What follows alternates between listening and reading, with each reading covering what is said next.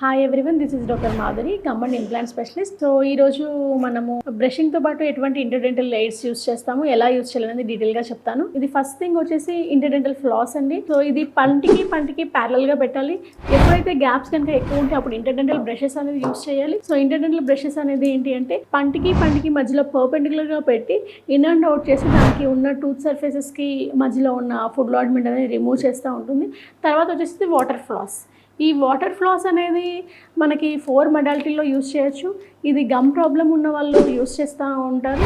ఎవరైతే ortho treatment చేయించుకున్నారో లేకపోతే LNS వాడుతున్నారో వాటికి ఉన్న అటాచ్మెంట్స్ మీద క్లీనింగ్ కావాలి అన్నప్పుడు ఈ ఇంటర్డెంటల్ ఎయిడ్ పెట్టి వాటర్ ఫ్లాస్తో యూస్ చేయడం వల్ల అది అనేది సర్ఫేస్ అంతా ప్లాగ్ ఫ్రీగా ఉంటుందన్నమాట. తర్వాత ఇది అనేది టంగ్ స్క్రేపింగ్కి ఉపయోగపడుతుంది. సో ఈ ఇంటర్డెంటల్ ఎయిడ్స్ గురించి కానీ డెంటల్ ప్రాబ్లమ్స్ రాకుండా ప్రివెంట్ చేయడం గురించి కానీ మీకు ఎటువంటి డీటెయిల్స్ కావాలన్నా లింక్ క్లిక్ చేయడం వల్ల మీరు ఫుల్ వీడియో చూడొచ్చు.